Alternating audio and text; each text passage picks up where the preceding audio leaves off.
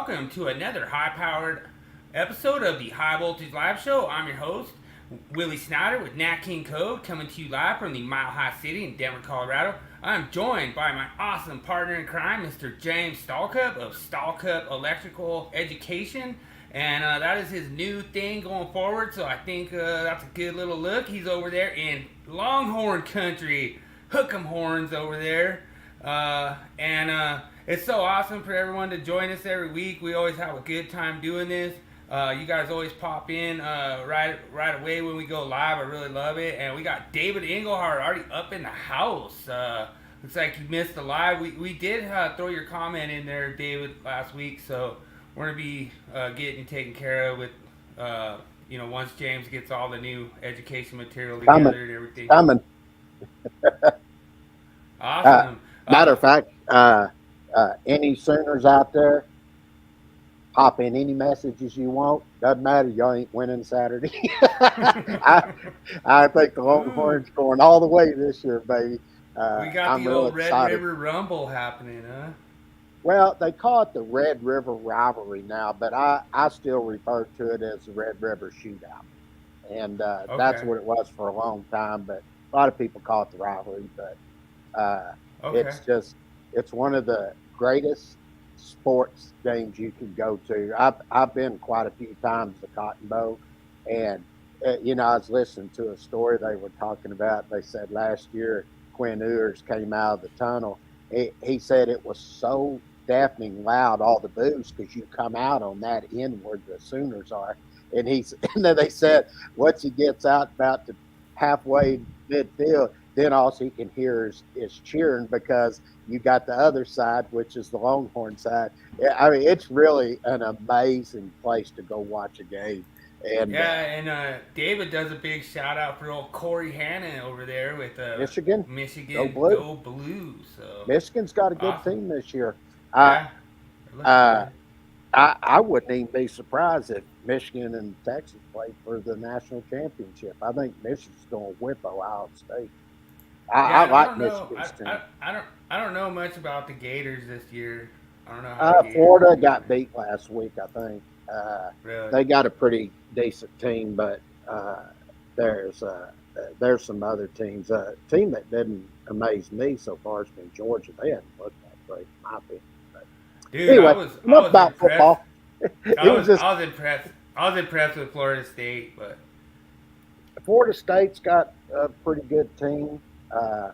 But the three teams that have looked the best to me watching different games have been Michigan, Washington, and Texas. I think they've been the best three. Even though Washington struggled last week, I just think their offense is dynamic. I really like Washington. Michael Penix, our quarterback. I think he's sorry to sidetrack all you electrical nerds out there who want to get talking about electrical. I want to give a big shout out to Jacob and the Sunday Night Army, one of my awesome buddies out there in the podcast world. He has a music podcast. He does an awesome job. He gave me the idea to do the Spotify playlist on the Mile High Metal. So big shout out to you, Jacob. I appreciate you, sir. Yeah, and as you were saying a while ago, you'll see you don't see Boat Online Academy anymore. It's going to be called Stallcup Electrical Education. I'm pretty much all the publications and stuff I'm going to be doing now, which is what I've always wanted to do. And Dad's going to be working with me on it. It'll be pretty much me and him that's going to be working on it. And I'll be showing tonight, going over and showing all the publications. I've started on the journeyman, and I've already done the calculations. And then I'm going to do the generator, transform, motor, compressor book. And then all of that is going to go on the new website that's also being done with the new logos and stuff. And I think there's going to be a lot of stuff happening. And this has always been my goal, is to be able to take those publications and put everything in color. And tonight, David has a really good question. I was actually going to ask that same question, David. It'll say Stallcup Electrical Education on it, but it'll still be the same address. It just, I think it's like got numbers at the end, but it will say Stallcup Electrical Education on it. So, and we'll So be adding videos. And one can of you those, change the channel? Like, can you change the name of the channel? yeah, I think so. If I Okay. can't, then I'll leave leave that on there and bring it back over. But I think you can. Um, Okay. I hadn't got into all that yet, but one of the other things we're going to do is we're going to take that channel. I'm going to set up the green screen behind us, and I'm going to set up, and we're actually going to have Dad come on and do some podcasts also on there where he does some teaching. We're going to load those videos up too. So we're going to make it one very, very big thing. Yeah, it should automatically do all that. Nice. I think it Yeah, would. We're going to I'm find I'm out. I'm real excited. We'll get it rebuilt, David. It's gonna be better than ever. So Oh, we're yeah. pretty Matter of excited. fact, what you're going to see tonight with the changes that are coming and everything, it is fantastic. I'll say this when you see what has been done already, it doesn't even look like the old publications at all. It looks totally different. And just a Welcome, lot of Alicia. work done onto it. Good to have you in tonight. But okay, well, you want to go ahead and do our meme of the week? All right, let's do the meme of the week. This one's Let's funny. see what you got this week.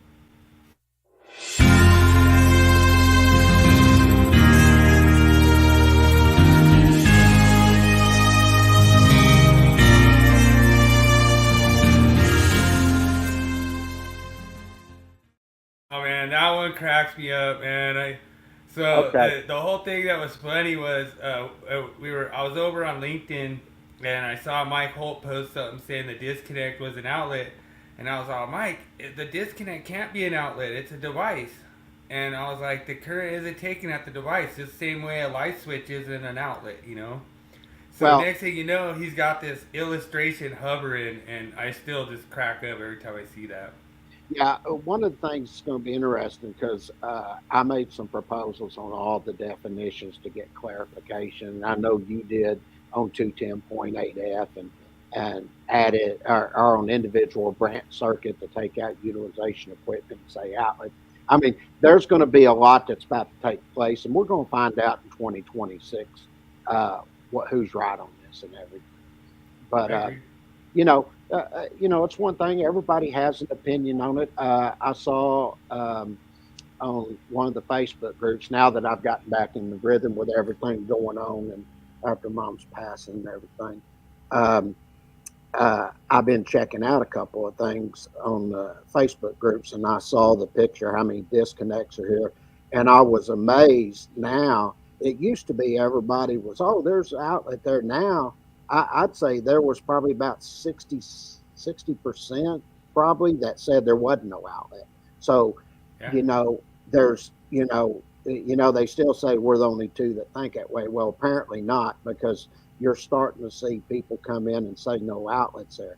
And I can tell you there are many states that have stated that also. So Yeah. there's going to be a lot coming back. But one of the things that interested me, I was looking through the proposals and everything, and I saw co-making panel 2 resubmitted uh, what they got rejected on and told they didn't have enough technical substantiation by the Standards Council and resubmitted it for further consideration.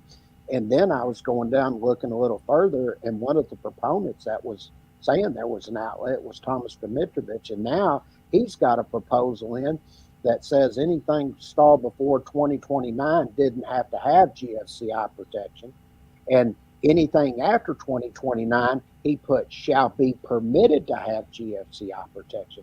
That is a big switch from him, in my opinion. But Yeah. I think we're gonna see. Everybody has their own opinion, and I think it'll be great here in the 2026 for the code making panels to um, give a substantiation on the intent of what they consider an outlet and what's not considered. I still maintain it's just nothing more than a termination, but we're going to find out. Yeah, and I have quite a few proposals that I ran across working in commercial kitchen, and it kind of ties in with this whole thing that just basically everything is an outlet. And we had some commercial kitchen equipment that wasn't working correctly. That was involved with life safety for the Is fire that alarm. Ansel unit? Yes, sir. It was on a captive air unit, and so I would try to get that in as an exception to the rule because I think the more exceptions we get in there, I think that's better because then we know specifically when we go in there to wire that we know all the equipment that has to have GFCI and all the equipment that doesn't, and Sure. especially when you get into this Class A because the Class A is really sensitive. I mean, I'll be honest. 4 years ago, I would have thought you should be able to put everything on GFCI. Now I'm to the point where if it doesn't work on GFCI, it's not gonna ever work. You can't ever get it to work on GFCI. If it has a compatibility issue, it's Hmm. just basically done. You know. Sure. So And I think that'll be great. I'm looking forward to seeing. They're going to meet the third week of January, so we should be getting something out from NFPA around March to April. So we'll see how everything welcome goes. in, sir. Appreciate you Uh, joining let's tonight. jump Awesome on to to the have you. myth since there's not going to be some of them can't be here that long. So Okay. let me go ahead and cue it up. Dude.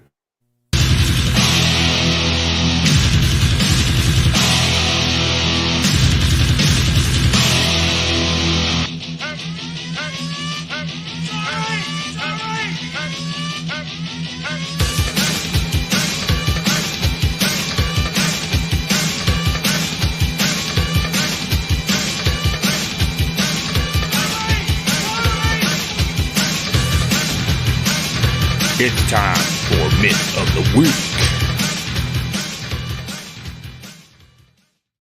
All right. Well, we have kind of a little bit of a repeat myth of the week. We covered this a long time ago, and I'm covering it again. And I actually have an even funnier picture this time. But this is the myth of the week is true or false. There is no limit to how many receptacles can be installed in a 15 or 20 amp branch circuit in a dwelling unit, and it's not an individual branch circuit, so that would mean it's just a regular branch circuit that can connect to one or more outlets. And so my whole substantiation behind this is what you're going to have to look at right away is when you're installing, let's just say you install 10 receptacles. There's nothing plugged into them. All the loads on those are perceived loads. So there's really literally no difference between 10 or 20 when it comes to that. Now, if you have a 20 amp circuit in residential, of course you're going to be running 12 gauge to it. And if you have a 15 amp, you're going to be running 14 gauge to it. Or you could run 12 gauge to a 15 amp circuit. It's not going to hurt anything. But the whole thing is, there's really no limit. We actually ran into this last time, and I appreciate guys like David Englehart. James was the one that actually discovered this. But basically, that you had a certain square footage that basically would be your limitation. So you could have, 800 outlets in that, 800 square foot area. I thought that was really good from you, James, and to me personally, the part of this myth is a lot of people say a certain number of receptacles per circuit, and that might be some kind of good practice or some kind of thumb rule, but in all actuality, that's really just a myth, and you can put really as many as you want on that circuit. Obviously you're not going to get 800 in the wall like they did here, but it was just I picked this picture because it's been going around for a while. It was really funny. Yeah, they did a Yeah. great job on that. It's very squared up and everything. Everyone was like sitting there saying, "Man, I want to see the rough on that." Yeah, I do You know? too. That's pretty awesome looking. I actually think it's cool looking. But Yeah. yeah, when you were talking about that, basically where that come from was from the 180 VA for each receptacle and where they came into the limit. But let me show you what we did.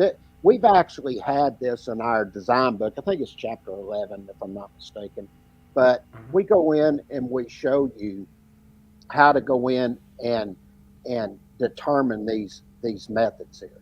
And the first one we talk about is based on square footage, like you were asking. And this is one, there was a couple of them I think said you can't do this. Oh, well, you can, because I'm going to show you all the sections here. But if we're going to ask you a question here, how many receptacle outlets in a dwelling unit may be connected to a 20 amp purpose branch circuit here? Well, if you go to 210.11b, you're going to get the total VA of that 20 amp overcurrent protection device, which you'll take the 20 amps times 120 volt circuit, and that's going to give you 2,400 volt amps. Then all you're going to do is take per 220.14J, this is 2020, because the 2023 is not out yet in our book. But you divide that into you take the 3 VA per square foot for the dwelling unit, divide that into it, and it tells you can put any number that outlets you want within that 800 square foot area. So basically what's limited here is the square footage. Okay? Right. So that's how you go about looking at it based on square footage. Now, if I'm going to do the breaker, and this is something that a lot of jurisdictions start looking at. I remember I was in a jurisdiction once, and he said, you can't put more than 10 outlets on that 15 amp overcurrent device, and they actually had it in their local city amendment, their city local amendment, to do it this way. So when you look at this and you look at 220.14J and I, basically the I is where you're going to go in and get the receptacle that tells you it's rated at 180 VA, and you divide that 120 volts into it, and that's going to give you 1.5 amps. Then you take that 1.5 amps, divide it into that 15 amp branch circuit, and that's going to limit you to 10 outlets on that circuit.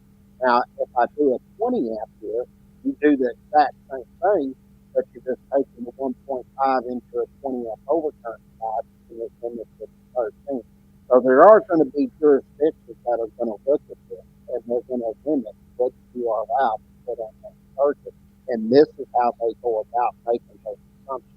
And it's all based on that 180 VA for each receptacle. Is there any way that I could maybe fudge that math and make that square footage larger? Like if I do the calculation with, say, a larger square footage house, is there a way that I could maybe fudge it and make I could be unlimited outlets for like 1,500 square foot? Are you talking about this calculation or the one before? The one before, like if I was to this make one it here? like if I was to make it a 3,000 square foot house. Well, no, you wouldn't fudge this at all. This is a minimum. So if you got 800 square foot or more, your limit, you can put any limit of outlets you want within it. This is just a minimum. Yeah, this is just a minimum setup here. Right. Okay. I was just wondering if that constant was, like, if it stayed a constant at 800, or if it was able to go up, like if you start. Well, if everything was 15, it would go down. If you only had 15 amp overcurrent devices, but we do 20 because you do have 20 in there, and this is how they determine those outlets within there on the 20 amp circuit, and that is the minimum square footage area. Because I did hear some people say that you could only go 600 on a 15. That's correct, and that's if it's only 15 amp overcurrent devices. Okay, this and we're showing you a 20 amp. So anything above 800 square foot, you can put as many as you want in there. Gotcha. Okay. Now that makes sense. It clears it right up. Okay. Yeah. There was a lot of confusion with some of the guys out there. Seemed like they didn't really have like good reading comprehension or something when we're trying to explain it to them. But no, it was that's how you do really it. Awesome.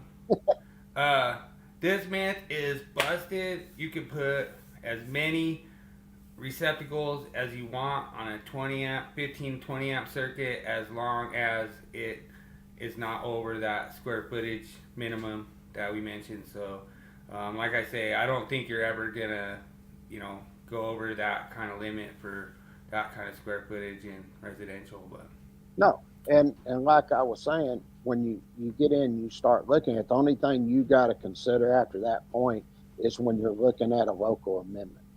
Okay, right, and I'll tell you, most of them, you take like uh, uh, you go into a residential unit, it's nothing to see where they're going in hallways. They got an office, in a bedroom where they're not hardly even using those receptacles. Heck, they may put 15 on there, and you never have any problem on that 20 amp overcurrent device. And why is that? Because not everything's being used at the same time. But if you do have that, then you got a problem. But and especially today with the LED lighting and everything that they're putting in, these fixtures and all, you're just not pulling anything really. I mean, it's unbelievable. We really appreciate you, David. It's really awesome. You've been with us since pretty much day one, and like I say, we'll make sure that we get you everything so you keep your subscription active and everything. We appreciate you subscribing and stuff, so that's awesome. Well, let's go look at the big topic shout out of the to week. Everyone else. Make sure you subscribe and hit the likes. Oh yeah, hit the like button, subscribe to the channel. We're going to be adding more and more stuff. And before we get into topic of the week, one of the things that we're going to be doing when we have the new website, I'm creating a blog page, and we're going to have articles that are going to be tied into the publications, and I'm going to post those on the social media sites and everything where you can go review the blog and all that. And we encourage you to subscribe to that also, so you know when a new post comes out, a new article. And Dad and I are going to be putting those together, and it'll all tie into the publications. And by the time, we're going to try to write at least. At first, we'll try to do one a day, but after that, you're probably going to get probably 2 a week. And hey, thanks for joining tonight, sir. Really appreciate you jumping in, and feel free to watch it later. And awesome to have you in. Hopefully, you got something out of our. Sure, and make sure you come back and watch it, because I'm about to show all the new education material here. It's right gonna now, be I'm good. about to do Everyone's gonna. So, everyone's gonna all right, let me go ahead and cue it up, and so we can start showing everybody.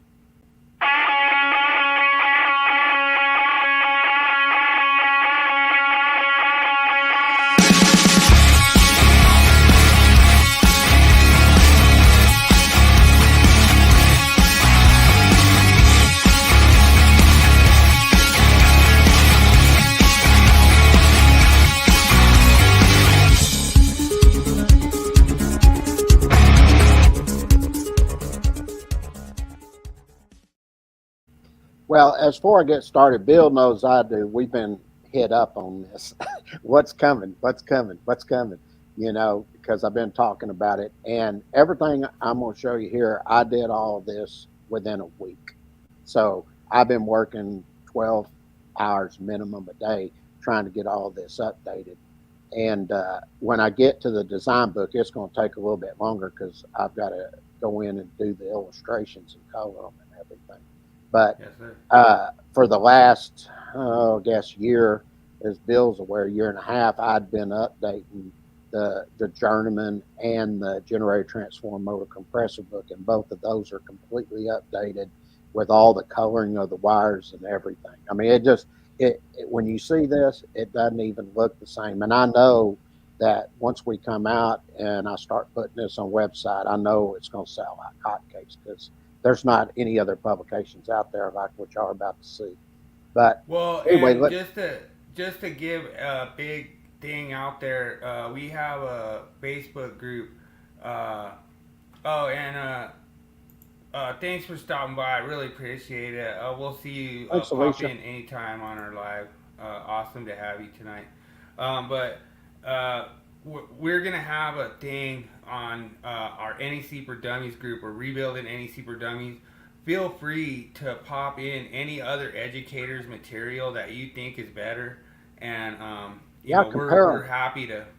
If there's a certain topic you guys want, pop in any other educators' material and pop it in on NEC for Dummies, and it's gonna help everyone learn. So we're all for that. So I just wanted to give a big shout out on that. That we're not trying to shut anybody down. We want to see everyone's material, and if it's better, we want to see it. Yeah, we want to see it, and let let the let the electrical community judge. That's what I've Absolutely. always said. So here is what we've been doing. I'm gonna go in a screen share here and show everybody. All right. Okay. Go over here to Windows, and I'm gonna start off with um, uh, looking at the generators. Okay. Now, when you get in this publication here, we're at the first table of contents. You can click on any of these, and it'll take you right to the spot you need to go to. But one of the things that we did in this, we've taken and put logos in it and everything. We've got all the headings, and what we tried to do is put everything in green on the headings. And the reason we did that because green lines back up with this, so you can go to what you want to see. So, say if I wanted to look at the ampacity of conductors for generators, just click it, and here you go. It takes you right over to this heading, and then you come down here and we show you how to do this calculation. Okay, Plus green means correct too. So that's right. It means correct and go. This is there where you go. we I want like you to it. go. So when you come in, you're going to notice that we've drawn all new panel boards, new generators, everything for everybody to look at. And everything that we have here has been color coded. So you'll notice here in the notes, these are in green because these are things we want you to pay attention to as it relates to this illustration. And then we show you the step by step calculations here. And you go through them, and they have all the sections and stuff here for you to go and do your review. Okay. Now, this one is a 2017 edition. That's why you see table 310.15B16. The 2020 will be updated to 310.16, and so will the 2023.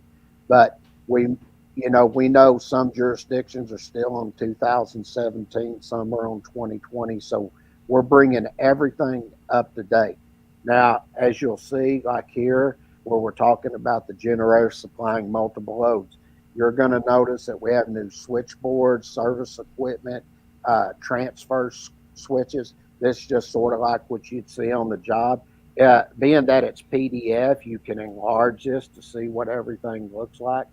But even when we go out and we do the presentations and we put these in full color, and man, it just looks like a total different publication. And So, question for you: when you have all this live on your learning management system, are you gonna have 2017, 2020, and 2023 all with the same format? everything will be the same. Nice. Where it's going to be completely done. And one of the things we've also done is, especially when you get into 70E and you get into the design book, and some of this will have it. But if you have a warning sign, you'll notice we put everything in orange. If this was a danger sign, it would be in red. And if it's a signal sign, it'll be in yellow. Okay. Okay. So we're gonna keep everything looking like this. This is pretty much what you're gonna see. And then of course Nice. you get out and we got all the questions and stuff. All right. Now I want to show you some other things that we've done here.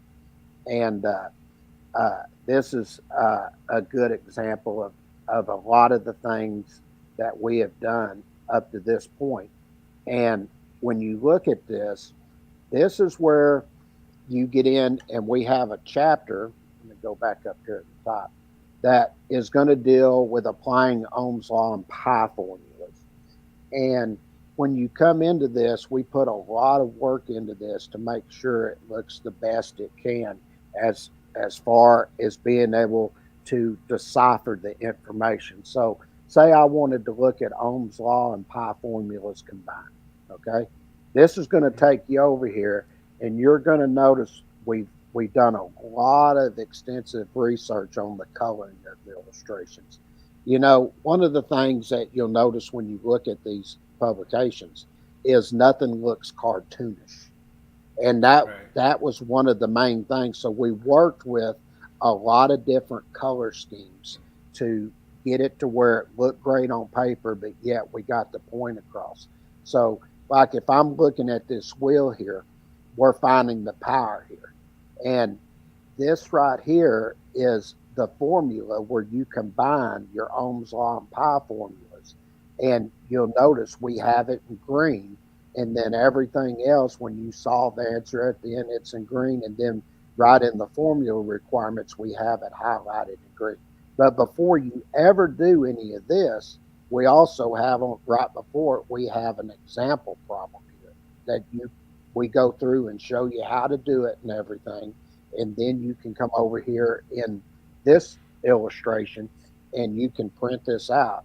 And then you can fill in those blanks and actually work the problem.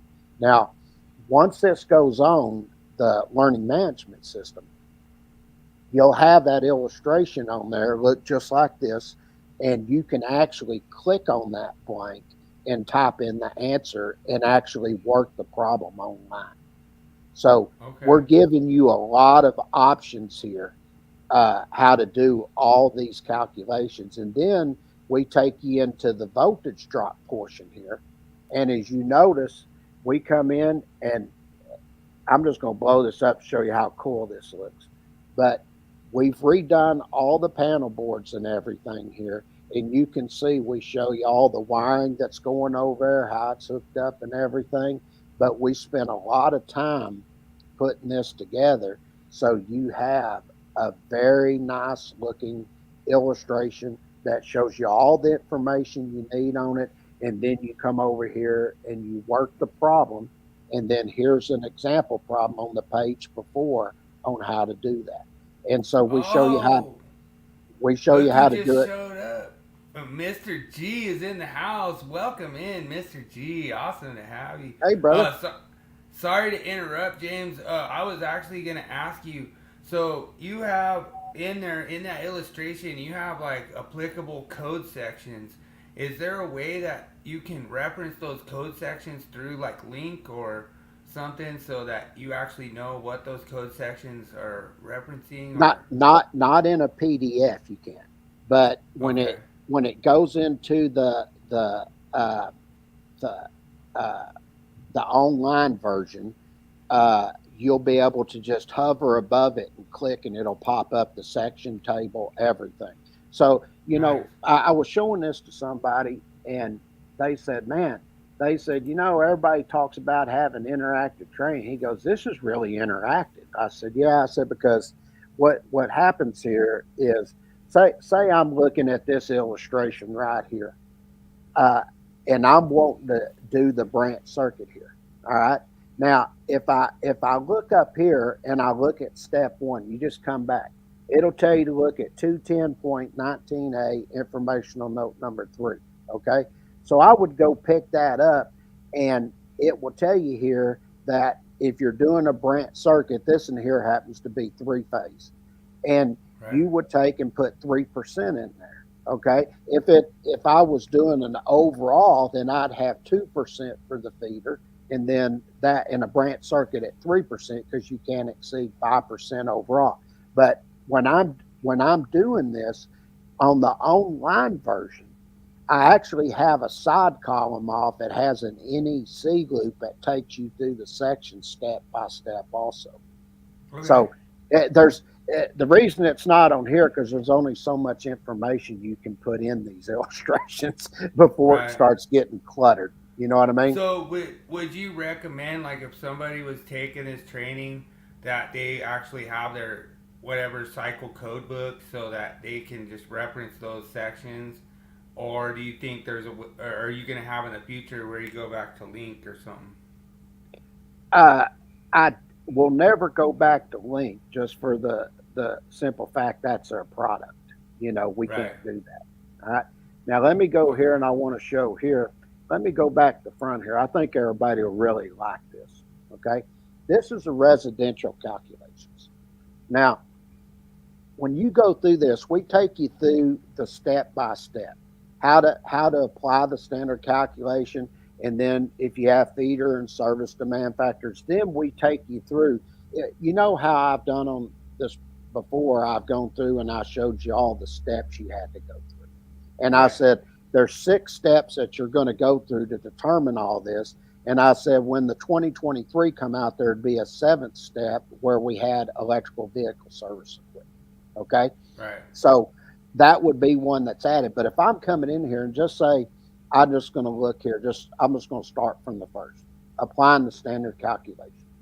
Now, what we do is we go through and we show you here that you got 3 groups here that you're going to work at, and then you're going to drop down and then you're going to start tying all this in.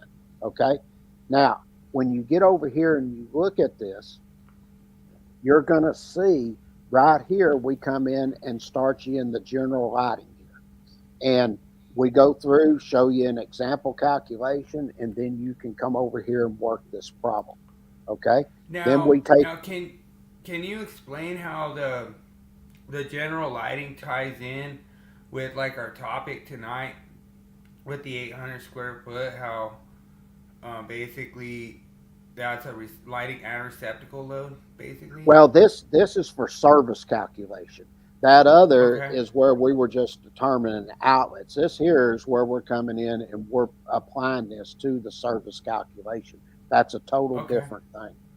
Okay. So is like their service calculation, is that actually, I guess, would you say like enforceable by the code, like for what's required, or is this For just sure, if the for like your state adopts national electrical code, this is how they enforce it, and this is the way they right? do the calculations.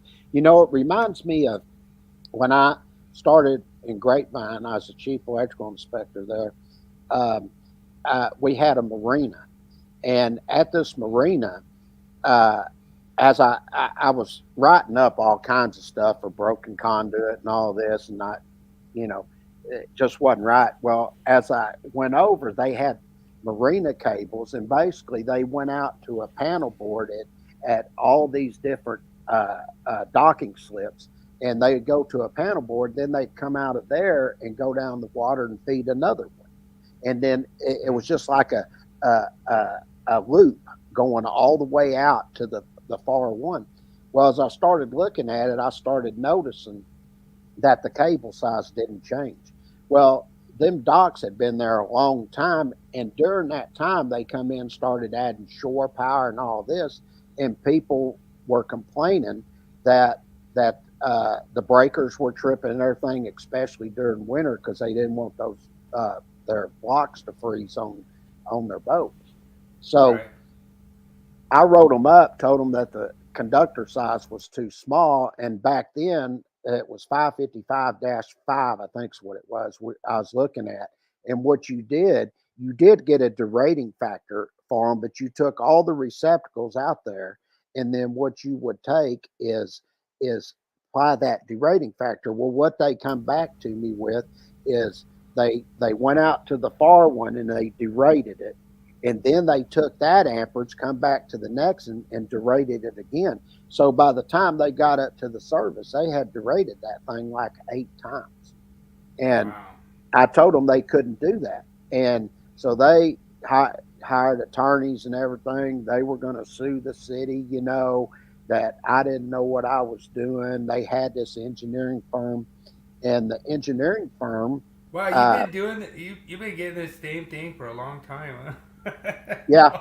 well, what happened was he said that was an accepted practice in the state of Texas. Well, I called down, talked to Jesky, and I told him, I heard that this was accepted. I said, I don't agree with that. And let me tell you why. And he goes, no, he goes, the way you're doing it's the way it should be done. So he told me what to do. Well, we had a meeting, and I'm sitting there with the mayor, city manager, assistant city manager, the director of community development, and the building official, and me. And their guys going all over, their engineering stuff. And I said, and you got to remember, back then I was probably about 25, 26 years old. And I started to speak, and he said, "Now hold on." He said, he said, "Son," he goes, "I think it's impressive that you're sitting here trying to impress your leadership here." He goes, "But this is a little out of your league." He goes, "It'd probably be best if you just sat over there and shut up." And I said, "Well, you know what?" I said, "Won't we do this?" I said, "Won't I send this down to the state electrical engineering board?" And I said, "If they agree with this," I said, "I'll give you a sign off on the prints and everything, and then we'll let you do it here in the city." And their attorneys right away, naturally, they believe the engineer, and they said, "That sounds like a fair deal." As soon as I got that, I said, "But let me make it clear. If I send it down there and they say this isn't an accepted engineer practice," I said, "I'm going to have your license removed for a minimum of 5 years." And their attorneys, "That sounds fair to us." And right when we were about to leave, the engineer, he said, "Before we send those down there," he said, "let me take a look at that one more time before we send it down there." Well, they ended up getting another engineer and sizing it properly. Now, this is a good example of in the city, our state, whatever, applying the code as it says, and then doing it. So when you get in and you start looking at these demand factors, percentages, and everything, this is what we're talking about. Okay. So So, question for you. I'm sorry to keep breaking you off topic, that's all right. but I just wanted a question about Texas in general. I heard they don't recognize local amendments anymore. That only the NEC applies. So, That's can you correct. explain? Can you That's explain that? correct. The state law uh, uh, uh, outlaws what the city says. The only time it doesn't is if they require something more stringent than what the code says. Okay, But that gotcha. that is correct. That's 100% Okay, correct. All right. I was wondering Now, about that. I heard that before. one of the other things, and this is what has taken me a long time to do at this point. I spent 5 days just getting these ready, and when I get to the commercial, it's probably going to be 10 days because there's more there. But is where we come in and show you how to do all these full calculations after you've gone through this. This is one of the things everybody really, really likes about our publications is when they get into this. So let's say that I'm looking here and I want to look at a standard calculation for a multifamily dwelling. Okay. These are going to be the forms that you're going to get here. And I've gone in, I've had to do a lot of resizing and everything to make these fit in right, and where you can at least see the text, where it doesn't come out jaggedy, and everything. And we take you through every one of these step by step, and we show you how to column everything out. So let me explain how this works. If I look at column one, this is your general lighting and receptacle load. Okay. Now, watch this. As I go to column two, what is one of the most important things I'm looking at here? I'm going to get rid of the cooking equipment. So I get rid of the cooking equipment. Then what that tells me, everything else that's left went where? To the fixed appliance load. Okay. And then you drop down and get your Does largest that heating have and to? AC. Do what? Does that have to do with the four or more? Like, how does the four or more apply to Yeah, if you that? have four or more, you got to put 75% on. So Three, you three or lost. less, you don't have to. It's 100%. So you lost one of them, and What are you talking about? This is a so basically, multifamily. There's 25 in each one. okay. No, I was just saying because I thought this had to do with the four or more, and that you lost one of them, and then that meant you only had three. No, I But got I that's got my 75. misunderstanding. Okay, and Okay. then you do the largest between your heating and AC, and then your largest motor load. You add 25%. and then we take you down and show you how to calculate the full loads, the ground and neutral loads. But the thing I'll point out, if you notice right up here in the top right-hand corner, anything that had a bullet beside it or a check mark. If it had a bullet, that's our phases, and the neutral is a check mark. So as you're going down through these calculations, you're going to see these bullets and check marks. So when you get over here, you know how to calculate the total loads on the top right-hand side of this page. Okay. No, So, I got you. I'm just trying to follow your illustration, and you're sure. doing a great job. I missed it on that part. Oh, no worries. And then you come over here, then we give you an exercise problem where you come in and fill in the blanks, and it's all laid out just like over there. Okay, as we show you to do one. So what we try to do is keep everything in a coherent, consistent type form here so you can follow along and see how to do these calculations. So we show you how to do standard and how to do optional. This is an optional here. And then we drop down, show you how to do a mobile home, and then we show you how to do a mobile home park. Nice. And I will say, I've seen a lot of publications out there, and I will tell you, they don't show you how to do all this. And we put a lot of time and effort into this to try to get this where everybody can see the amount of work that has gone into this. So if I look at this one, and let me get this over here. Let me click out of this one. I'm going to show you here where we have sizing the overcurrent protection devices, because this is another example of the things that you're really going to get to see. So Juan, actually, this is only a Texas thing that I was referring to with James. They only do that in Texas, so it's not nationwide. It's only in Texas that applies. Right. Now, as you look at this, you're going to see we come in and we start you off in 240.3, which is the protection of equipment.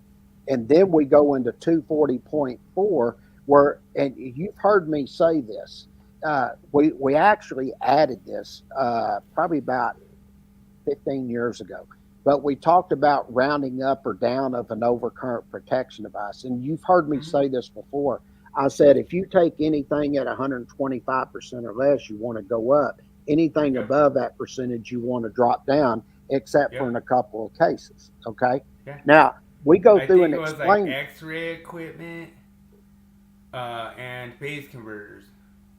It was phase converters and transformers. Transformers give you the option when you go to note 1, because it says shall be permitted, so you can go down or go up to the next standard size.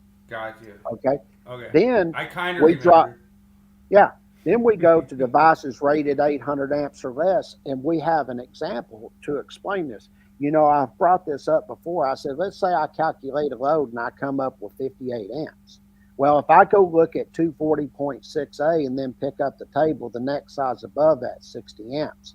But it also has in parentheses there in 240.4B that I can protect the conductor. Well, if I go over and I look at table 310.16, I come down in the 75° C column. The next size above that is 65 amps, which is a number 6 conductor.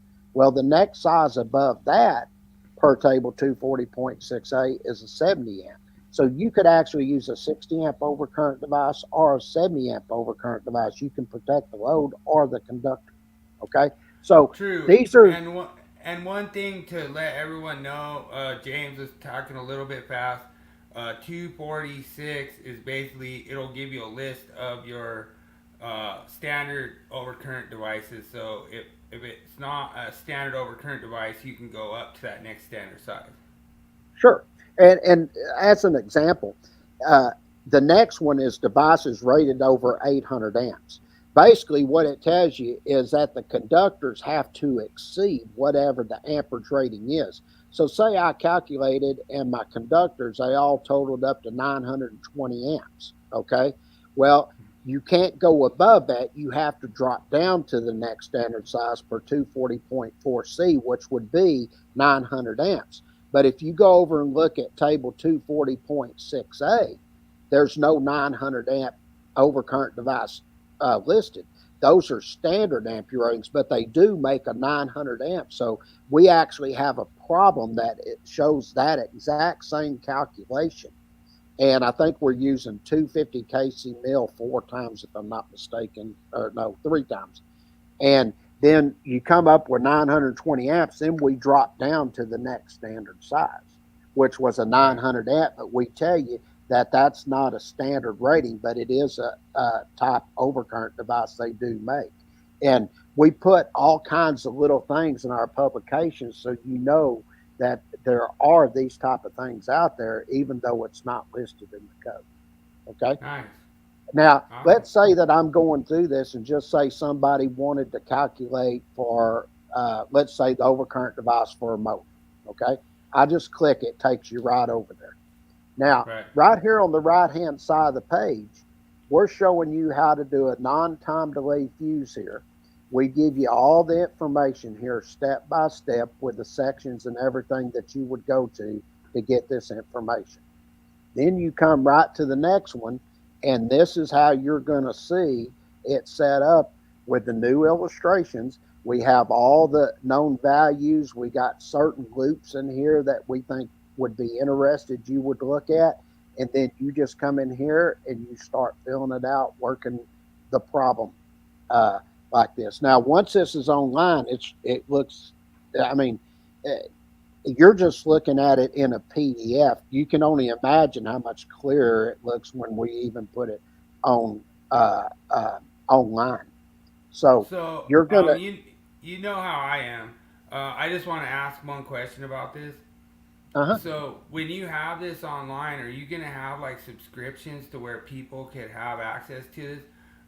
One thing I want to add, like if you're wanting to follow like one of the podcasts and you download the episode, you can actually watch it even if you're offline. So I think that would be maybe a benefit if you have like a subscription, or I was just curious if you had that as like a subscription to where you could download some of these illustrations and then have them on your job site.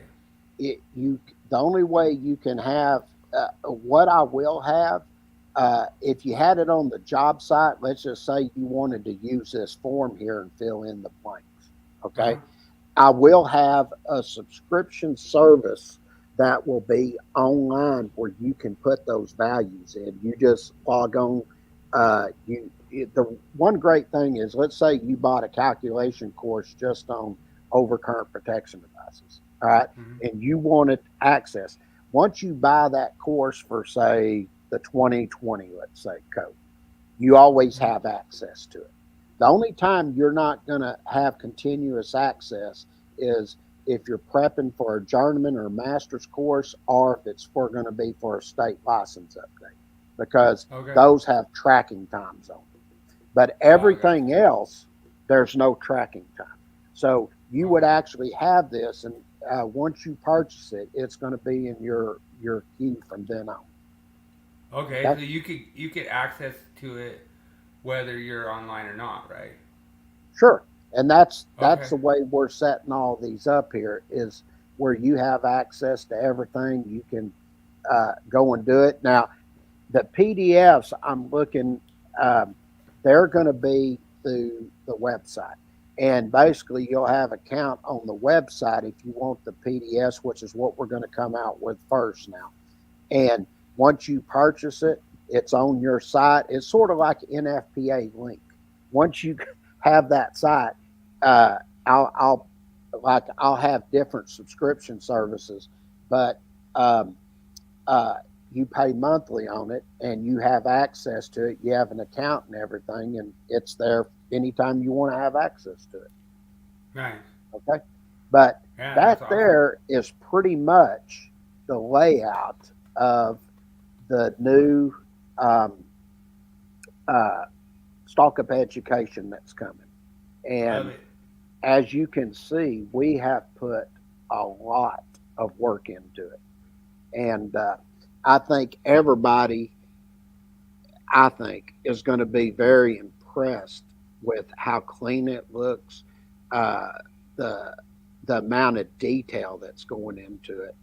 And The one I'll tell you the chapter because I've already done half of the illustrations to it, but the chapter everybody's going to be the most impressed with is the grounding chapter, grounding and bonding. Uh, Nice. we've gone in, we've colored all the wires, going to all the different electrodes through the grounding system, through the transformers. I mean, when you see that, you can go out on a job if you're unsure how to ground something, just look at that because all that Nice. information will be there, and it is. I mean, it really, really looks good. I mean, even Dad's Nice. impressed with it. He's like, "Man, that's gonna look good." I said, "Oh yeah." Yeah. So Well, that's what we got coming. and see, that's the thing. Awesome. Thanks for that presentation, sir.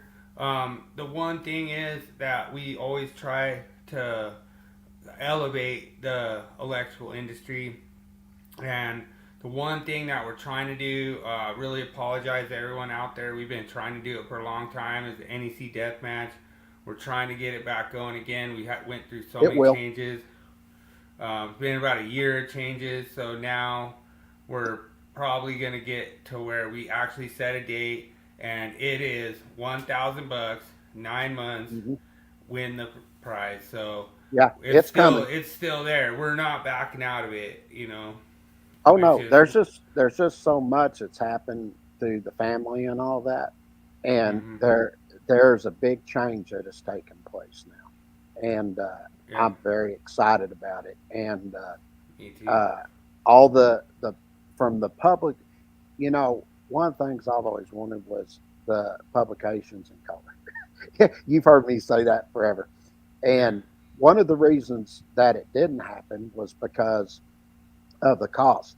Now, one of the things I'm going to check on is I'm going to go down to FedEx and I'm going to have files on there and I'm going to see what it costs to print one of the books in color and uh, um, and then I'll probably have it spiral bound and see what that cost is. Sort of like what they do with the handbook. It's the handbook's real expensive. But if you want a publication in color, I'm going to see what that cost is for me to do it, and then I'll put a cost on there, where we make money off of it. But First customer right here. First customer. I can tell Let me you, know. it'll be a minimum of $100, a minimum. That's I fine. can guarantee. I'm going to assume for a 300-400 page book, you're probably looking at $150, probably. You got $100 right here. I got it. I got it. Okay. Hundred Well, bucks. I'm just telling everybody because I do get requests for that, and people saying they'd love to see it in color, and I'm going to try to make that happen. So All right. you'll have all kinds of different options. All right. All right. Maybe if you could put in some of my sweet installs in there, that'd be cool too. You know, like All right. and That's cool. you know, All right. You ready for douse, your tool, douse, brother? still, See brother. what your tool of the week is. I know it's a bender.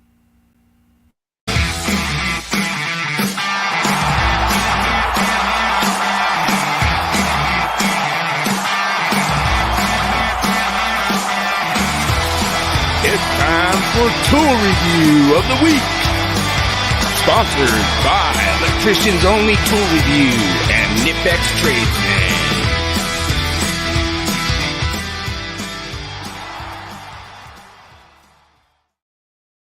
All All right. right, big shout out to A Team in Boulder, Colorado this week. One of the apprentices came in with this, and I never saw it before. It was the first time I ever seen a Milwaukee bender. I've been doing this for 27 years. I've never seen a Milwaukee bender, and then the marks are kind of odd. They're kind of strange, but if you read the instructions, I think it has an arrow pointing to how to use it. But it was cool actually. I actually liked it. I thought the marks were pretty precise, and everything bent well with it. That's the one that's pictured is actually an aluminum head, which probably wouldn't work that great for like rigid. It'd probably do some weird stuff after a few times bent or rigid.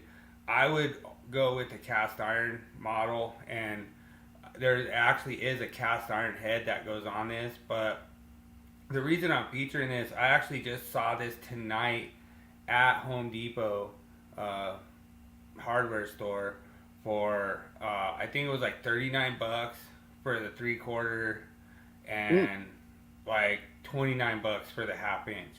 And I was just blown away. I've never seen a bender that cheap. Every time I went to buy a hand bender, they'd be like $100. And so just to see one that cheap, and then especially if you get the cast iron shoe that could just bolt on there on the same thing you just bought. I think I found out the cast iron shoe's about $60. So that's not bad at all. I was really impressed for all the apprentices out there that don't think they could afford a bender. You can. I just saw it, you know. And to me personally, I thought this was amazing because the gentleman that I was working with, he actually didn't really know too much about like the marks or the, you know, numbers on it. So for me, being 27 years in the trade, I was able to look at the different marks on this bender, say, hey, this is the center of your bend, this is the back of your bend, this is the, you know, there's your stub mark, these are all your marks. And it was a little confusing. It's different than a normal bender. Does give your degrees, like down below you can look, there's your degrees on the bottom picture there, but the weird thing is it's not really your degrees, it's your multiplier. So, you know, you kind of have to, you know, keep in mind that when you hit 1.4, that's a 45 degree, that's your multiplier for 45 degree. But if you go and bend at that mark, then you're too late. You know, so it's kind of one of those things you have to pre-plan it out. I thought this was a really good buy. I probably think, yeah, and I agree with you too, Juan. But the thing was, I was really amazed with this because for the price, you can't go wrong. I mean, this is the first time I've ever seen a Milwaukee brand that wasn't overpriced. I thought it was priced at a good price. You could take the aluminum head off. You could put the cast iron head on there, and I thought that was a really good option. So, like I say, I would rank this tool very high just based on price, not charging for the name. You know, oh wow. To me, that's cool. Been always been my problem, whether it be Milwaukee, DeWalt, you know, Greenlee, any of these big name brands. You're not buying an actual tool; you're buying a name. You know, right? That's cool. That's actually a really good price. I was surprised it's that low when you said it. I was like, wow, that's that's cheap. That's cheaper than going out eating these days. The most I saw them at was $60 for a 3/4. Yeah. So that's pretty good. I mean, I'm like, wow. You know, like, and then you buy a cast iron shoe for $60, you're still less than the ideal. Right. So it is what it is. But I really appreciate Juan joining. That's really awesome that you joined up tonight. Yeah, and thanks a lot, Juan. Awesome. You know, I know Juan is, you know, been training some of these younger apprentices on, you know, the ways of the world, and that's awesome when you could tell an apprentice, hey, go buy a bender, I'll teach you how to use it tomorrow. You know, means a lot to us older guys. Heck yeah, it does. You know, you're always trying to pass on the knowledge. You know. Yep. So you tried to dodge the code question of the week for about 2 weeks, and now here it comes, redemption time. So everyone join in.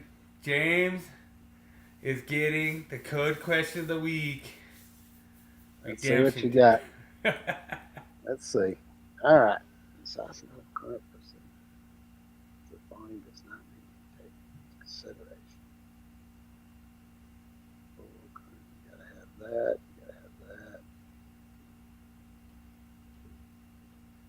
Well, I don't think you have to take into consideration the length of time. That's for damn sure. I go with A. And I think Ding, you ding, look ding. at 422 You got it. You at nailed 12E or something like that.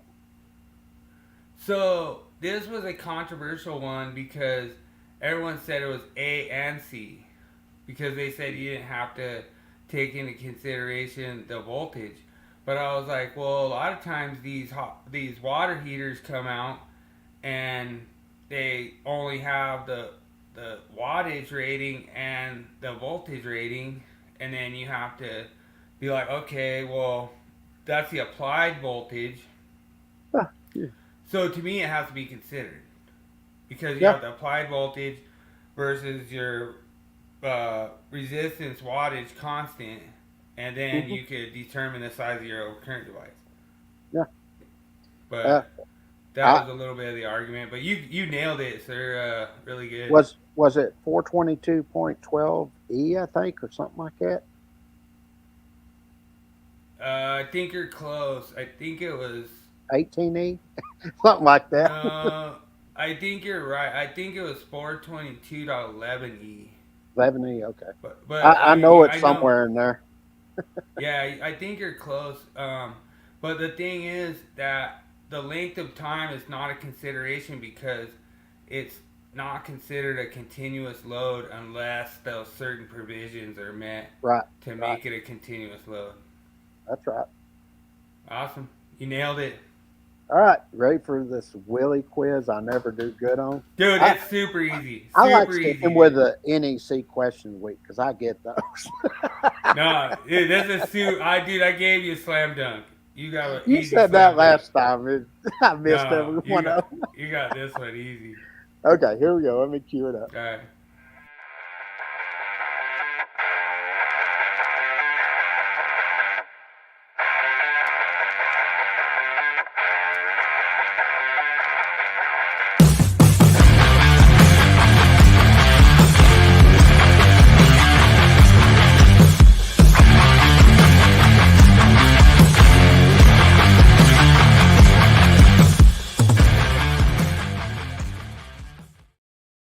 All right, so I want to thank everyone in the chat. Yeah, and Juan. Yeah, that whole we actually covered that, Juan.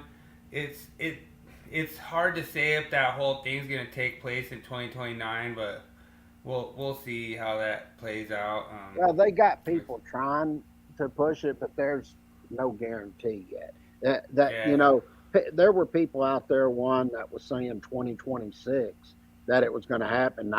I was the first one. I said that's not happening. It's got to go through procedural stuff. I said there's no way that's going to happen that quick. And then I found an article. One of the guys that was a driving force over at IEC, matter of fact, who he's with, and he literally said our goal was 2029. But he said that's if we get basically consensus from the industry. And I think they're going to get pushback on it myself, but we'll see what happens. So just so you know, James, Larry Eyre is head of the correlating committee. And so he actually presented this at the Western Section meeting. So they are trying to get it to go, but And I don't know for sure what's going to happen, but Larry Eyre is the one kind of driving it based on some international forces. But we will cover it more, Juan, just to cover it. But here we have code question. Here we have Willie question of the week. Number 1, home fires involving electrical distribution equipment and lighting equipment most often originated in the blank. A, pantry for Justin Gibbs. B, kitchen. C, bedroom. D, garage. Or E, none of those areas. Good luck, everyone.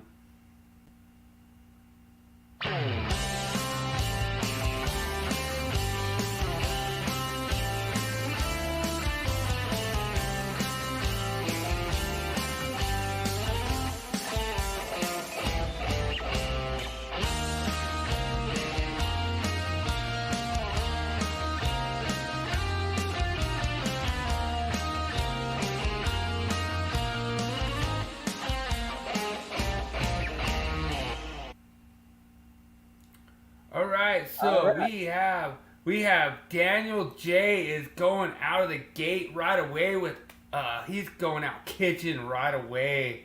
All right, I'm not Daniel, agreeing with are you, DJ. You were locked in a kitchen, dude. Good answer. I like it. I'm locking in with C, the bedroom. All right, locking in with C, and Juan Gonzalez is going with C, and it looks like James is right. It is the freaking bedroom. I know we already covered this, so I gave you a slam dunk, and actually Juan Gonzalez gets a win here tonight. On question number 1 with C. That's right, Juan. So, That's right, baby. We got it, so baby. I gave you a slam dunk. So good luck on the next 2. These ones are super, super easy. Yeah, we'll see. All right, question number 2. Which of these home fire causes contributed to the most percentage of direct property damage? Lamp, bulb, or lighting outlets, HVAC equipment, cord and plug connected appliances, transformers and power supplies, or electronic cigarette vapes. And you remember that one from last week, James? So Good luck, everyone.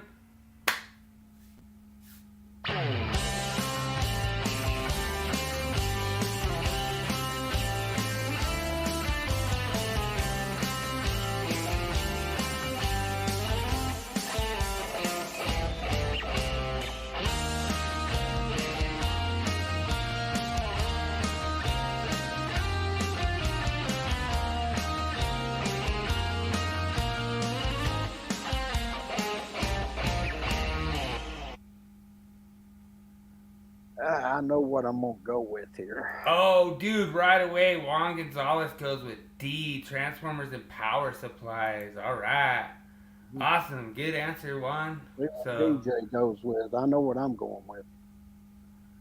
yeah, we'll give a couple seconds for DJ85. So, James, I'm going with C. C? Yep, cording plug connected appliances. Oh,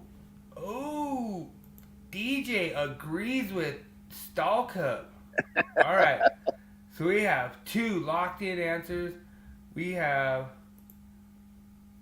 transformers and power supplies, and we have cord and plug appliances.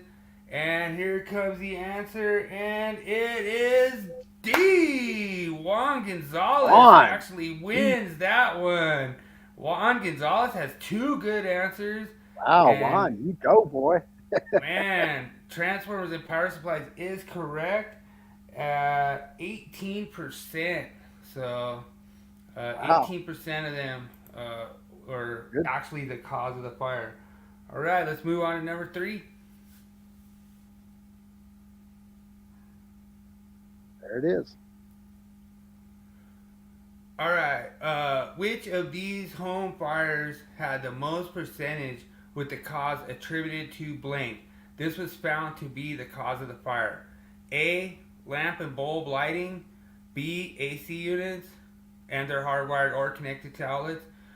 C, cord and plug connected appliances. D, transformer and power supplies. E, electronic cigarettes and vapes. Good luck, everyone.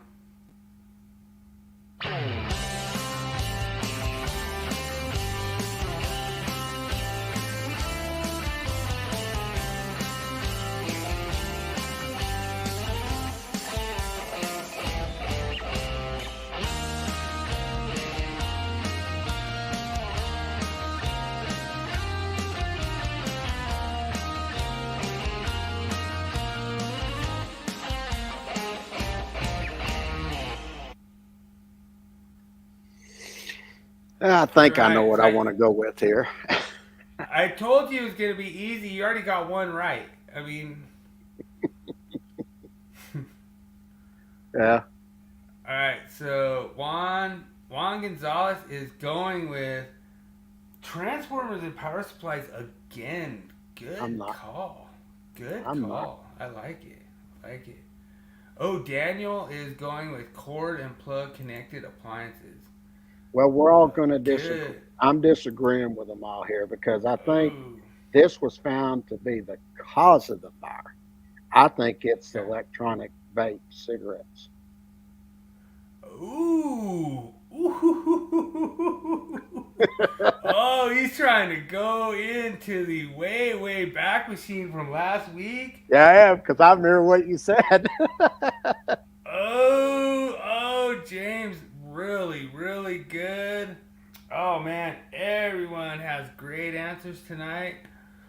But you're all wrong, and Juan Gonzalez takes the win. The answer is A. Answer is A. I was going 14%. between A and E. I was going between A and E back and forth. And I was thinking about the electronic cigarettes because I was like, Oh well, man. I know that the fires were specifically caused by the vape. That's Dude. why I went with it. You know what's funny? It was literally like electronic vapes were like, I think like 6% or something. So that, to me, that 6%, that's high. Yeah. Like, how can you be like 6% of that whole entire number? Yeah. You know, it was good. That's why I put it in there, because I was like, oh, I bet you I'm gonna get him on now. That's why I went with it because it literally was the vape. I was like, oh, okay. Yeah. So I went back. No, it literally was the lamp. Good job, Juan. I know, Juan. Asshole. Winner, brother. Oh yeah, yeah, and it's cool. That's what I try to do, Juan. I try to see if I can fool James, and I did it tonight. Only got one right. Well, I wasn't sure on. It's so much fun. James is a good sport. It's so much fun. I think it's fun. I like trivia. So, and I like you doing it because, you learn things out there that nobody ever talks about, really, and you're going through and have people guess and stuff, and nobody knows really the answers. I would say the only one I knew there for sure on that was the bedroom. I knew. Yeah, I knew. Because I saw documentation on that and why they had AFCI, because the majority of fires started in the bathroom. I knew that when they put the AFCI in. I knew you'd get that one. So I knew right away. I didn't even have to guess at that. And I was like, if that changed, I'll be shocked because I read documentation on it. I knew you'd get that one. That's why I said I gave you one slam dunk. All right, let's do your wall of shame picture. Let's see what you got this week. Do it.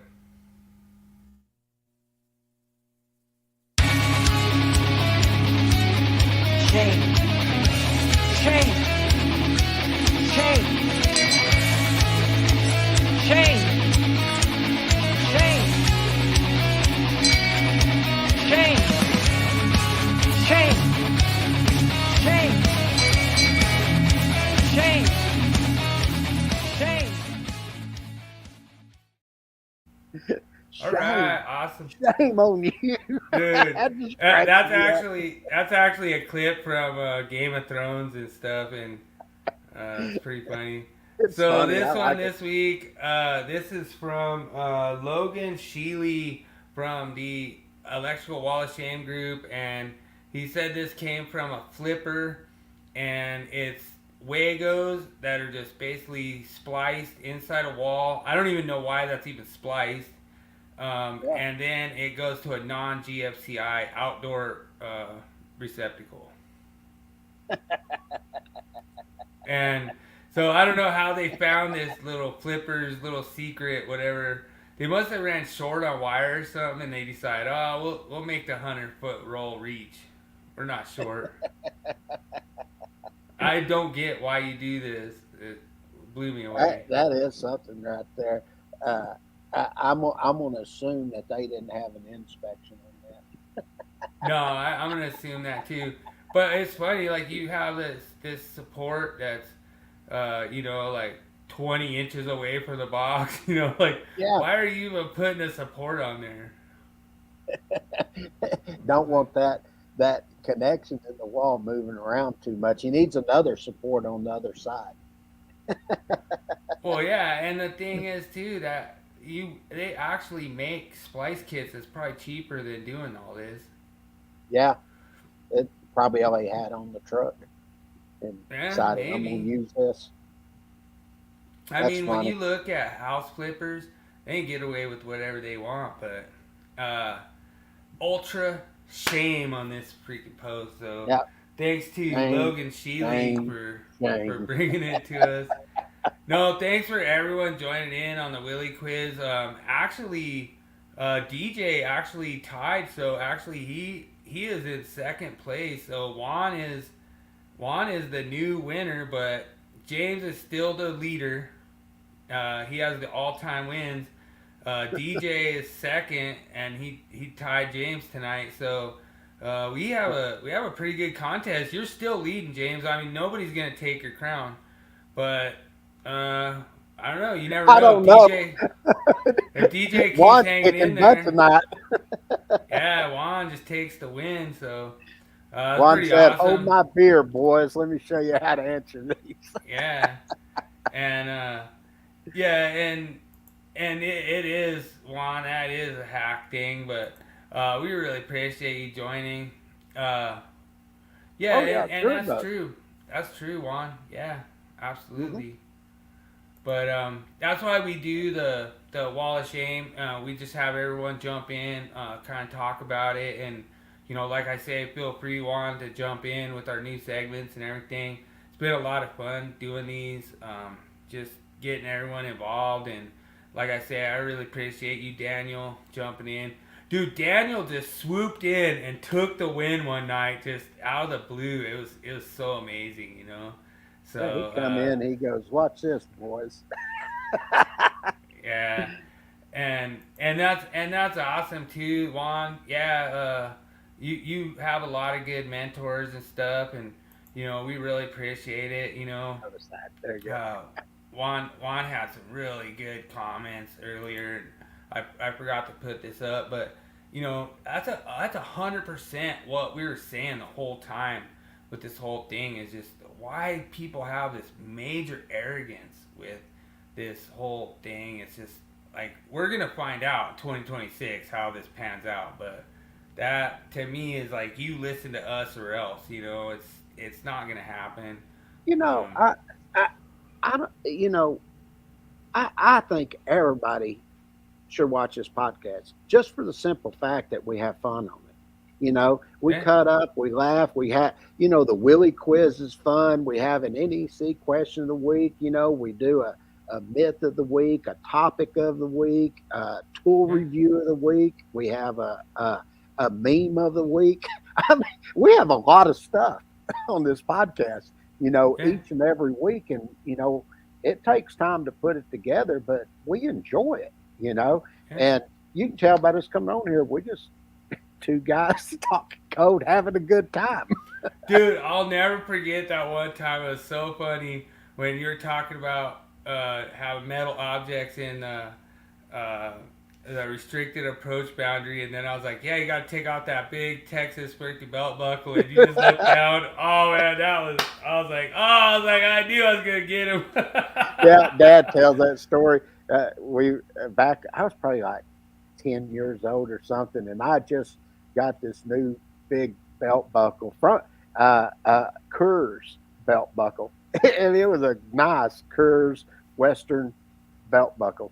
And we had gone to church, and we were walking out. The preacher's there, and I told the preacher, I said, "Hey, preacher, how you like my new belt buckle?" And it was Kurt. He goes, "That looks real nice, James."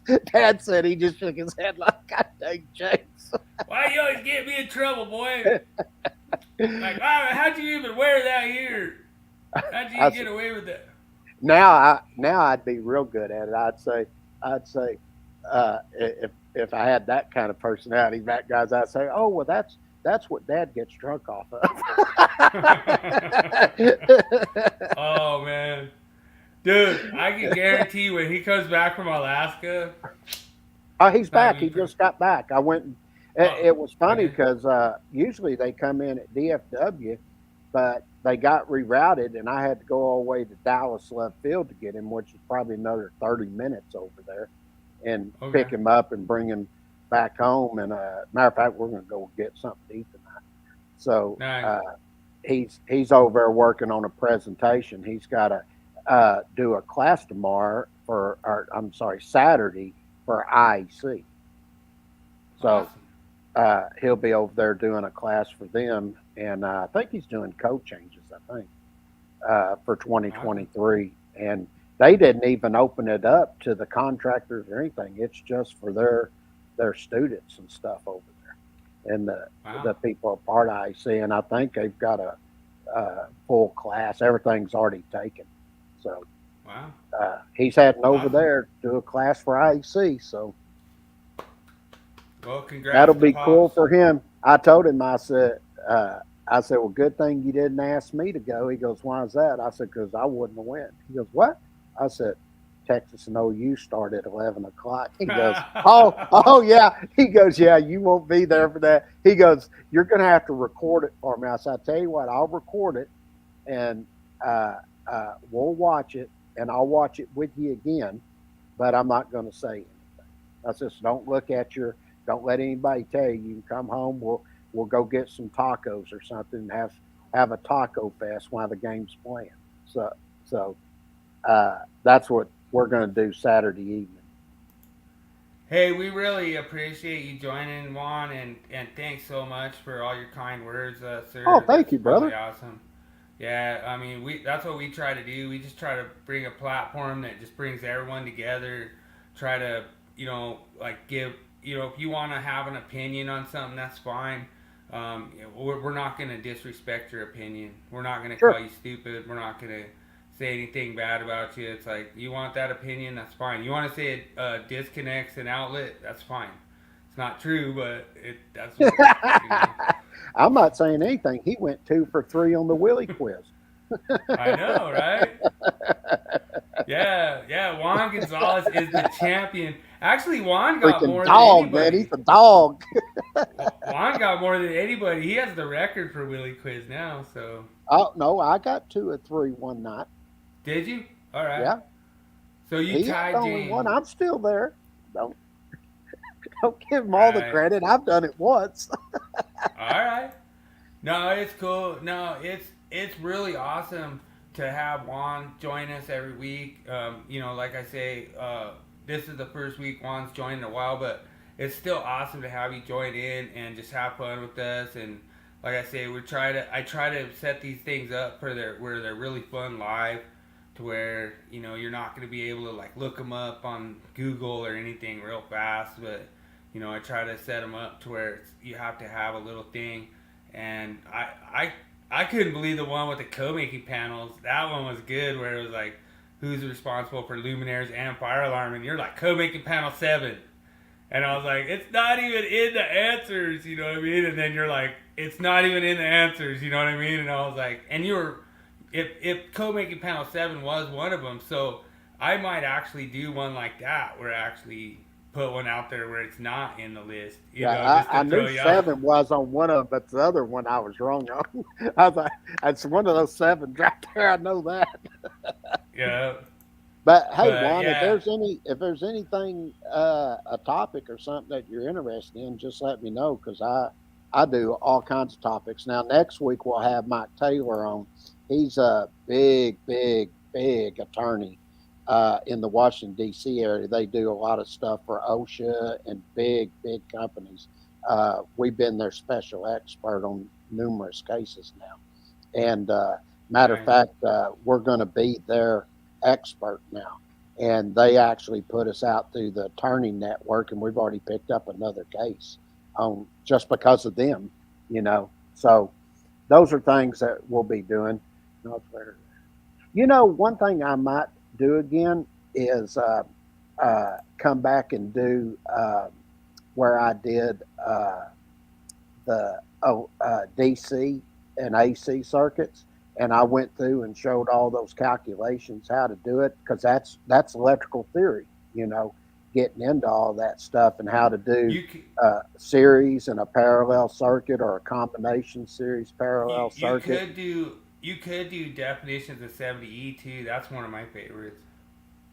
Yeah, I can do. One of the great things is, especially I'll tell you, when the 2026, the first revision comes out about March, April, when we get it from the NFPA posts it, uh, we're going to go in. One of the first things we're going to cover is the outlet and the definitions and everything, because I submitted some things on there, and I know you did too, and we're gonna see just what the the intent is from the code making panel, and hopefully we can clarify where this outlet is located, because nobody, Yeah. one of the things I did on the outlet definition is I gave them options. I did the circuit breaker, I did the load side of the disconnecting means, I did the AC equipment itself, where the terminals are, and I also did where the wiring method connects to the AC equipment, and also did the wiring method itself, just the wiring method. So hopefully, with all of those locations given, they will come in and clarify if there's an outlet or not. I personally sort of have a feeling they're going to say there's no outlet, but it's nothing more than a termination. But uh, we did clarify that, and then co-making panel 2 handles branch circuits and individual branch circuit, and I also put in there for an individual branch circuit, if there's an outlet there, then you don't even really need the definition, because the definition of a branch circuit allows one outlet or multiple outlets. And so uh, I want to hear a clarification back in what their intent is when they're applying that definition. So, based on those definitions right there, hopefully we get a clarification on that. But I did that. Also did the definition for disconnecting means. Also did one for the device. So basically, what I did, and also did one for the motor branch circuit. But what I did is tied all them definitions together, and basically I said, if you say that it's where it pulls its power from, it connects, then basically what you're telling me is that I don't even need the definition of a receptacle outlet, because that, I've always said the box is the outlet. And if that's the case, which it says the receptacle goes inside the box, which is the receptacle outlet, if that's the case, you don't need that definition anymore. So, we're going to get a lot of clarification this cycle, just based on all the definitions and the way that I submitted the proposals for them to give us a clarification. So Yeah, we'll see and what happens. I kind of did a little bit different angle than you, um, but I kind of am my own thinker when it comes to this. And basically, what I try to do is I try to go in and I try to change the language to say exactly what they say it already says. Hmm. So what I did was I wanted to add outlet to the definition of individual branch circuit. So rather than it say it's one individual branch circuit that connects the utilization equipment, I made it say it's an individual branch circuit connects to one outlet that utilization equipment connects to. So that is already saying that all branch circuits already have an outlet. So why not just put it in that definition? There's no harm in that. And It's going to then be interesting. and then and then what I did was I went into every other section in the whole code, and everywhere it said that receptacles require GFCI protection, I said add outlets and receptacles. Right. And so that's gonna be They're not going interesting to too. agree with that. I can tell you now. It ain't going to I mean, happen. that's gonna be interesting too. And Juan mentions Article 80, aka Annex H, which I don't know really what That's that's referencing. administrative. That's administrative enforcement that they put Okay. together they did it a while back. It was just a guideline to follow for the jurisdictions adopting the code. That's what Article Oh, 80 is. gotcha. Okay. But we're real excited for all the stuff we could bring with like the high voltage live show. it means a lot for us, like all the people joining in, watching every week. A lot of my friends that we kick it, we have learned code together, join in, and we watch these together. Big shout out to Corey Hanna. It was a great time talking with you on Messenger today. And like I say, he wishes you the best of luck, James. A big shout out to Corey and Dean and the NEC Live guys. That was awesome what they've done and what they've done in the past. And Yeah. you know, Wouldn't describing the outlet as a supply source point help versus a receptacle, which would be a connection point to a branch circuit? Well,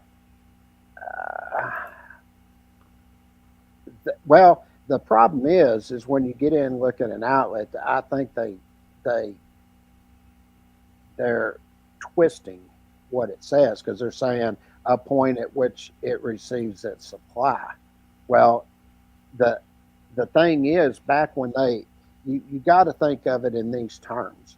I went all the way back to 1947 code, and I just quit at that point. But the definition hasn't even changed since that point. Well, back in, basically, what were your main outlets? Those were your switches, your lighting outlets, your receptacle outlets. That's mainly what they had. And that outlet point was considered where what was? A box. And that's the point at which where they were grabbing that power to cord and plug connect everything. And right.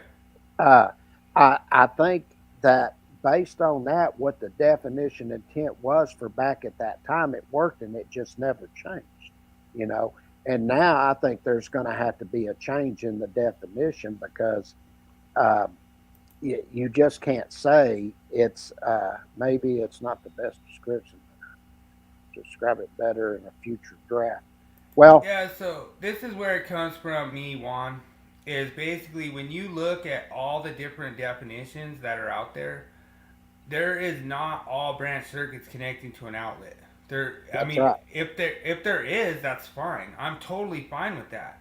If that definition applies to everything, then they need to do a lot of changing. I'm totally fine with all branch circuits connecting to an outlet, regardless.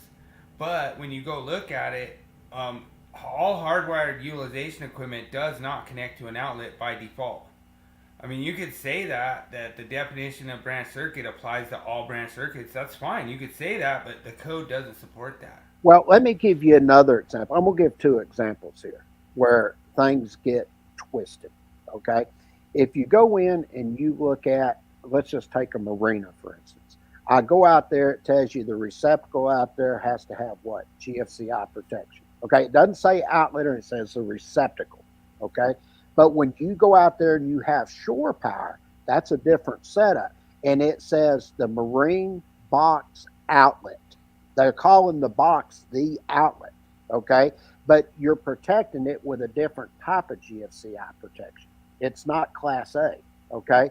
But they're saying that GFCI protection is going out there is going to the marine outlet box, okay? And they're calling it an outlet box because that is the outlet. It's not where the connection point where they're taking the power from, okay? So that they're very specific through the code on that.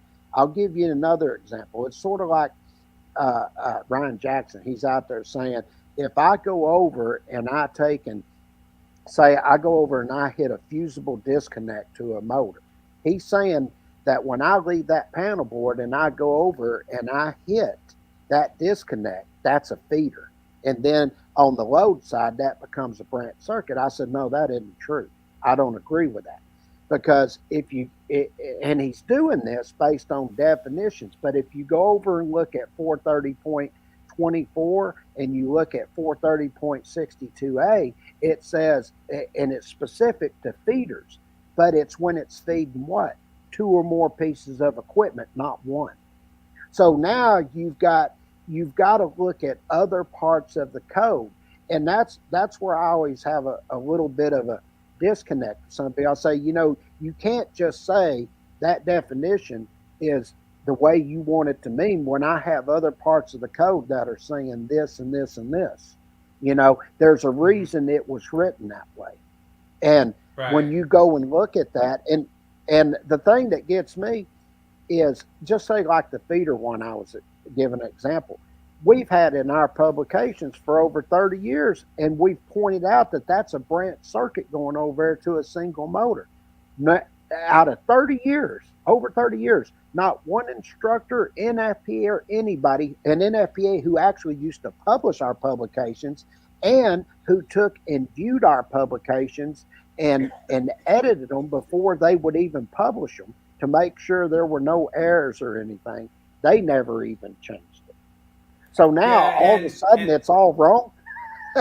This is a good point, Juan. This is kind of our point on the whole thing, and I actually proposed this in my public input because the installation that tragically killed Bontrail Pergo actually had no equipment ground.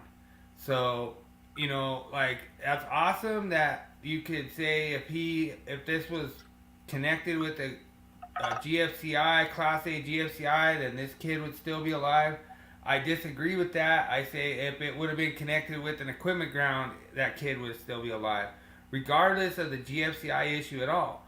So in my proposal, what I put was I said, by this substantiation from this tragic death, you're telling me that I don't have to run an equipment ground to my HVAC equipment as long as it's on Class A protection. And I think it sets a dangerous precedent. I don't think it's correct. And that's the only reason I've had against it. I felt that it was making the NEC irrelevant. Basically, it gets to the point where all these code-making panels are pushing things through for their little buddies and whatever they want to do. I mean, we heard from Bihad El-Sharif. Basically, he went to a conference, heard about this thing happening, met the parents, said, I'm going to push a public input through, and we're going to get this passed, and this is never going to happen again. To me, that's immoral. It's wrong. What he did, maybe it could have been a good thing, but it's not right. That was an improperly wired HVAC equipment, and he shouldn't be consoling the parents and saying, hey, we're going to go in there and we're going to pass a public input. We're going to get this in there. We're going to put this on GFCI. That's not right. It's not right to push that narrative to everyone else when this was an improperly wired HVAC equipment. And I don't care if you call it an outlet or not. It doesn't matter. I feel that the code-making panel got greedy by saying, oh, we want it on all outdoor outlets, and then we're going to tell you what outdoor outlets are. And to me, I don't think that's correct. I think that's wrong. I think it's immoral. There's not a safety substantiation that has technical merit that you could back that off of, and I put that all in my public input. I think 210.8F needs to be deleted. It's the worst code reference ever created since I've been on this planet. Yeah, and the thing that's amazing about that, when I was looking through the proposals, Code Making Panel 2 resubmitted what the TIA that they had for further consideration after it went to the Standards Council, and the Standards Council told them they didn't have technical merit. It was actually they see manufacturers that went out, did all the testing and everything, and said, this is a problem, this ain't going to happen. And they provided the technical merit, and the Standards Council overrode Code Making Panel 2, which if you remember, I said was going to happen. And then we had all those other guys on the groups and stuff tell me I didn't know what I was talking about and everything. And then I come back and they act like I never said it. And I told them, I said, I told y'all that was going to happen. I knew. I've done this too long. Yeah. So anyway, let's wrap it up, brother. It's really awesome. Appreciate everyone joining every week. We have a great time doing this. James actually did pretty good tonight, getting one. Juan, very good victory tonight. DJ's got 2. So pretty awesome that DJ took second place. So appreciate you, Daniel, joining, and we'll just go ahead and sign out. Yeah, Everyone. we're already over an hour and 45 minutes. I was like, God, I didn't realize it was that long. But Well, you know I'm how it sure- I'm is. sure We get to talking code, it goes quick. I'm sure freaking Pops wants to go get something to eat, but just remember, everyone, make every day an easy day. Amen. We'll see everybody next week, and hook 'em horns this weekend. Thing's not showing. There we go. Hook 'em horns. Red River shootout this week. So you know what I'm doing Saturday. So don't call me. I won't. All right, everybody. Y'all have a good weekend. We'll see y'all Later. next Thursday.